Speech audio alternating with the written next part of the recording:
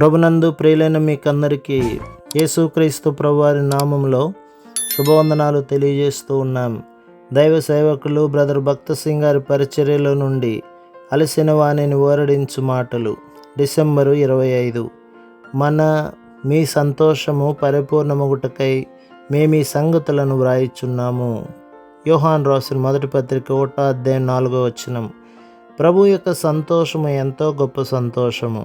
అది మనకందరికీ గొప్ప పరిమాణములో ఇవ్వబడినది. అయితే ఆ దూత, భయపడకుడి, ఇదిగో ప్రజలందరికీ కలగబోవు మహా సంతోషకరమైన సువర్తమానము నేను మీకు తెలియజేయుచున్నాను. దావీదు పట్టణమందు నేడు రక్షకుడు మీ కొరకు పుట్టి ఉన్నాడు. ఈయన ప్రభు అయిన క్రీస్తు. లోకాసు వార్త 2వ అధ్యాయం 10-11 వచనాలు. ఈ సందేశము యేసుక్రీస్తు ప్రభు జన్మించిన సమయంలో లోకమునకు దూతల ద్వారా తీసుకొని రాబడినది. మనకు ఇట్టి గొప్ప సంతోషమును ఇచ్చు నిమిత్తము యేసుక్రీస్తు ప్రభు ఈ లోకమునకు వచ్చెను.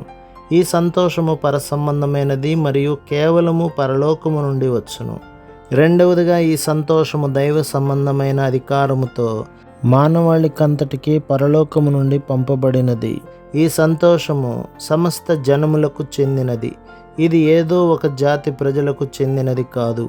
దేవుడు బైబిల్లో చెప్పుచున్నది నిశ్చయముగా సత్యము. అందులో ఏ మార్పు లేదు.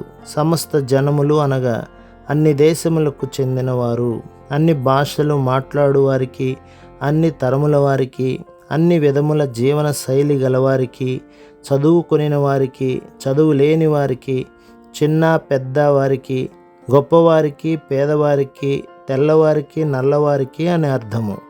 ఈ సంతోషం అందరూ పొంది అనుభవించగలరు. నెహెమ్యా గ్రంథం 8వ అధ్యాయం 10 చివరి భాగములో ఈ విధముగా చదువుదుము. యెహోవా యందు ఆనందించుట వలన మీరు బలమొందుదురు.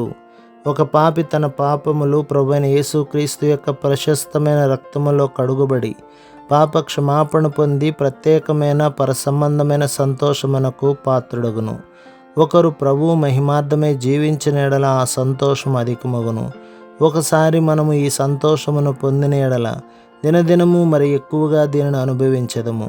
లేఖన భాగములో ఈ రీతిగా వ్రాయబడినది: ఇది వరకు తమ కొరకు ఏమీ సిద్ధము చేసుకొనని వారికి వంతులు పంపించుడి.